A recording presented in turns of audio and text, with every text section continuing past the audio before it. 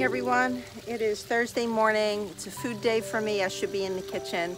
I have everything in the drain, all rinsed off and draining, getting ready for chopping for my salad, but I couldn't resist coming out and just making myself a beautiful little flower arrangement with some cosmos and different zinnias, because evidently, from what I'm learning, is the more you prune them, the more that grows. So this is a flower that benefits from being cut back. I just feel bad because the pollinators are having such a good old time in there. I feel like I'm stealing from them, but there are so many buds ready to open in the beds. The benefits of having beautiful flowers available at all times is just so amazing.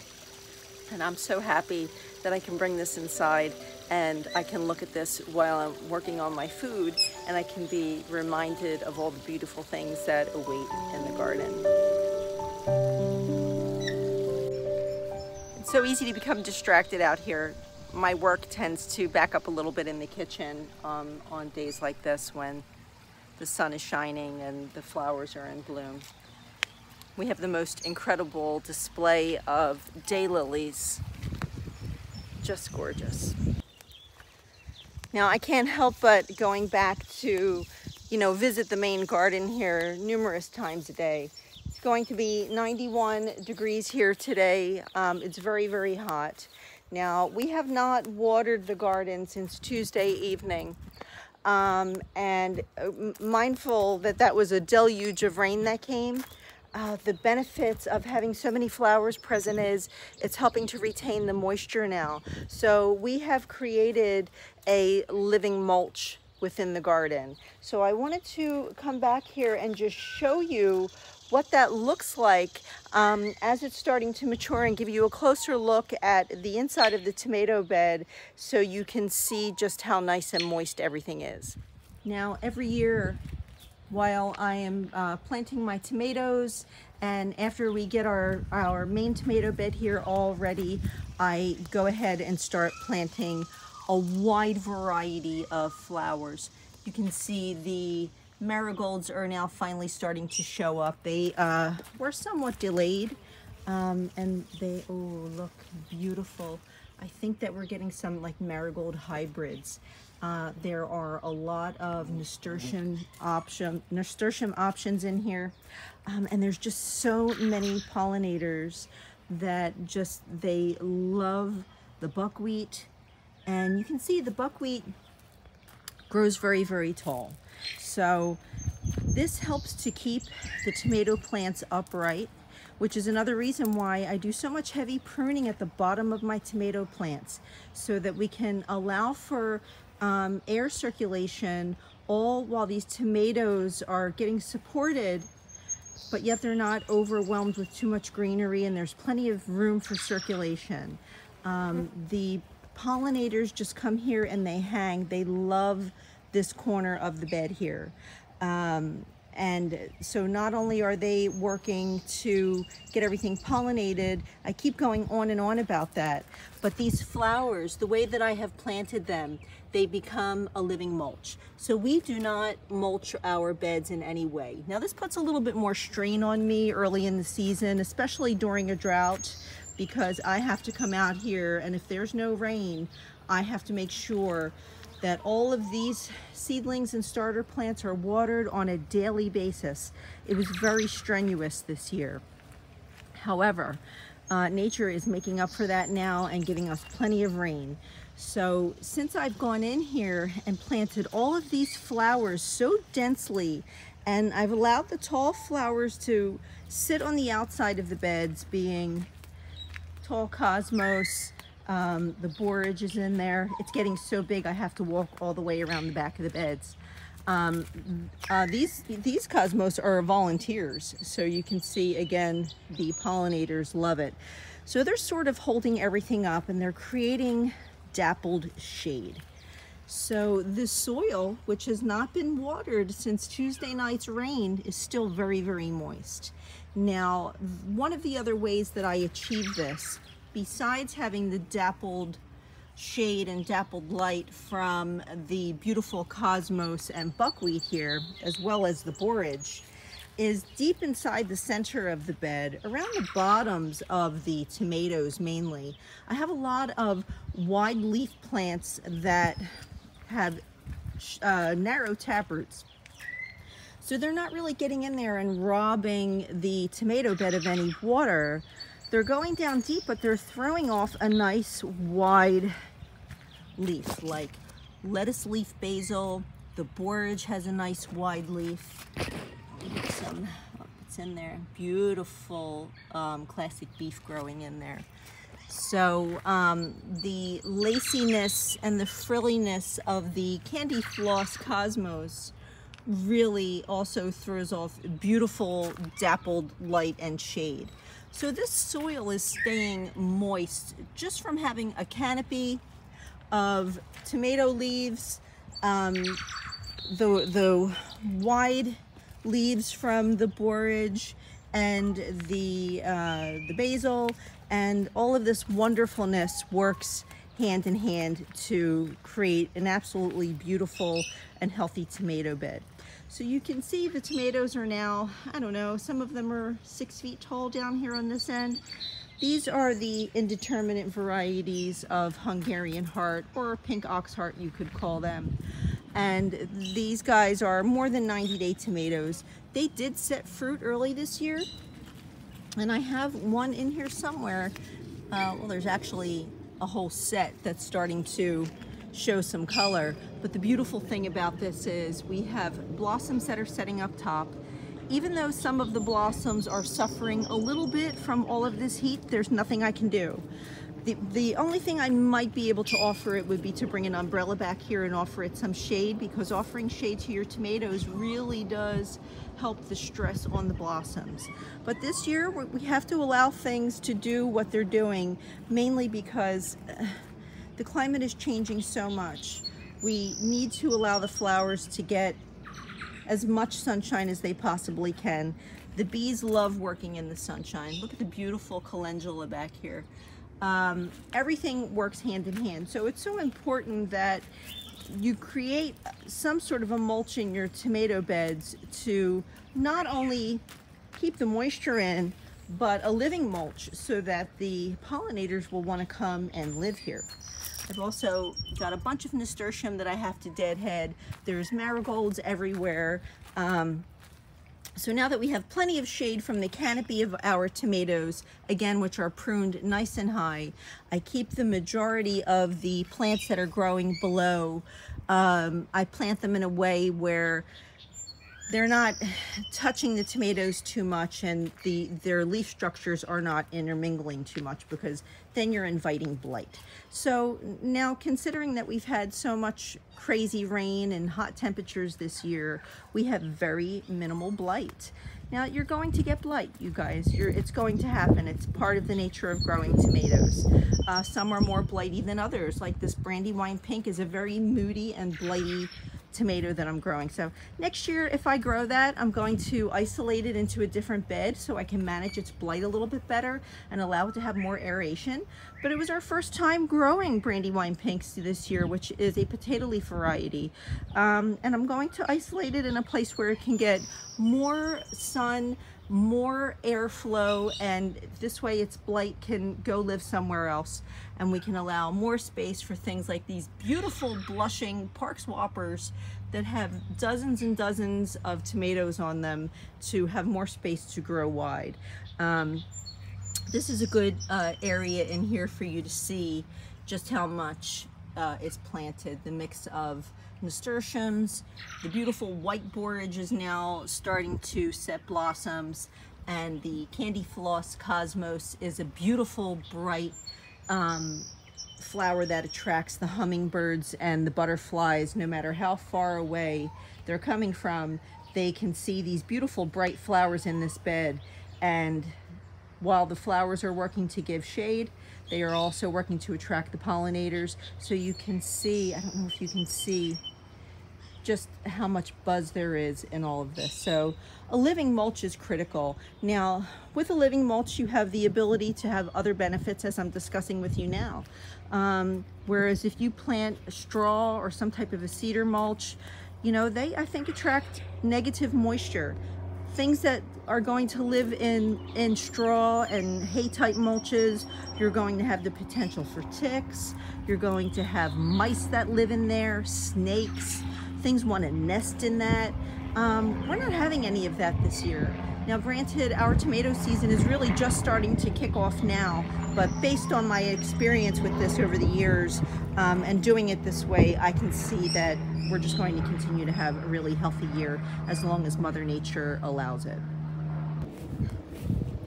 Wow, so look at this view of these beautiful daylilies that are opening. These are the ones that were here when we moved in, and I'm so happy that we split them out now because they look so beautiful. This was like a free flower. So we had one bunch left, and now you see we have 4 giant plants here, and these were just split last year, but they're going to be a candidate to be split again. So the entire fence area will get lined with these. The pollinators love them. This is another beautiful new, I think this is called Pink Captivation. Another beautiful new daylily from the Daylily farm. Let's see. Decatur Captivation is what it's called. And this, beyond a reasonable doubt, is just an absolutely glorious flower. So we have all of this happening out here, you guys. Lots of living mulch. And again, in these new beds, I did the same thing. I have calendula opening. Look at this beautiful variety of calendula that opened this morning. Really incredible. You can see the living mulch once again, which is a combination of marigolds, cosmos, calendula, and these absolutely magnificent zinnias in all of the beds. What is the balance here? The balance is we are attracting pollinators, we are creating shade for the base of the plants to retain the moisture that's in the soil without having to overwater. So we're saving on water, we're saving on work time out here, making sure that everything has plenty of water. So again, the fine balance and the right balance of plants and flowers with like basil, the flowers attract the beneficial insects, and it also repels the negative insects that don't like the fragrance. These zinnias are just straight up attracting pollinators, so they are like a beacon of light. Nasturtium, it attracts and repels. So a fine balance here, and you can see just how beautiful and nice the soil is being managed by this balance. So it's something to consider if you are going to grow another garden next year, and think about creating a living mulch. It's one of the best things that you will ever do for your garden. Oh yes, look at the beauty of this orange tomato that is just now starting to go into its full color. Another one is blushing over here. The Amish paste by M.I. Gardner is ripening before the Baker Creek variety, and I don't know if it's because of location, exposure, we don't really know, but this is a very happy plant. We do have some blight, but again, that's something you can expect. You know, not all of this is really like true blight. It's just the dying off of the leaves. It's going to happen. Some of these leaves are a few months old. So you can expect it. You just have to come out and prune. Growing tomatoes to this level requires some management. So look at these beautiful plum tomatoes, the Roma tomato, San Marzano tomatoes from M.I. Gardner, growing so happily. This is just such a wonderful gift. Again, I have basil and marigolds, all sorts of stuff, nasturtium growing, so important. Now this is my basil garden. I have a huge variety of basil growing in here, and I think I may have touched on it before. Here I have this amazing lemon basil, which a lot of people Oh my gosh, they're saying it smells like lemon pledge. I don't think so. It's delicious. If you make rice and you slow cook it in a pot and you know how to properly cook rice, add some lemon basil leaves to your rice. It makes it incredible. This is the lime basil, which finally showed up. You guys, if you are frustrated by trying to get lime basil to germinate, don't start it too early in the season. You'll just waste your seeds.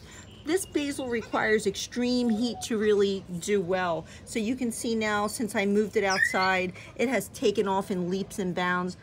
Oh my gosh, and it smells so incredible like lime. It's the most beautiful basil. All of these basils are incredible, and they're working to keep some of the bugs off of my cucumber plants. So it's important that you have repellents around for things where the bugs don't like high fragrance around where they're trying to pollinate. Now, with these cucumbers, you can see, oh yes, we are attracting the pollinators to come pollinate the cucumber flowers.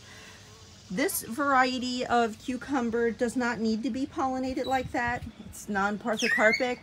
And you can see in here, I did have a big, oh, there we go. It's a big baby cucumber. That will be an edible cucumber very, very soon. Cucumbers mostly need to be visited over and over and over again on the same blossom in order to be fully pollinated to create a fruit.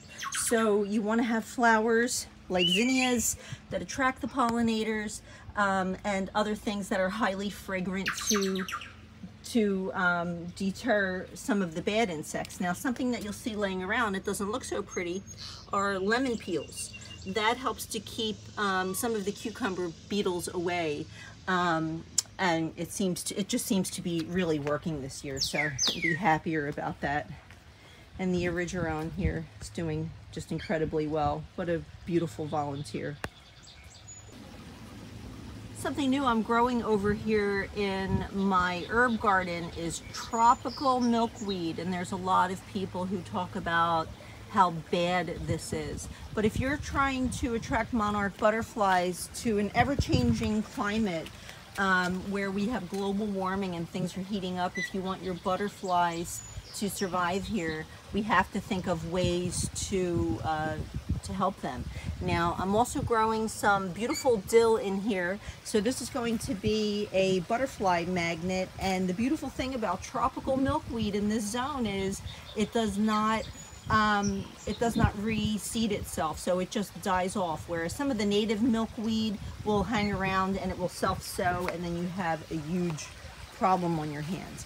But we planted that to go in conjunction with these amazing Mexican sunflowers that are, wow, look at them, just that orange color. So the monarchs have been coming around, so we'll see if we're going to end up getting butterflies from it this year. But all of the butterflies are really loving this wildflower bed. They'll be showing up shortly. The hummingbird will be showing up shortly as well, so hopefully I can come out and capture that for you.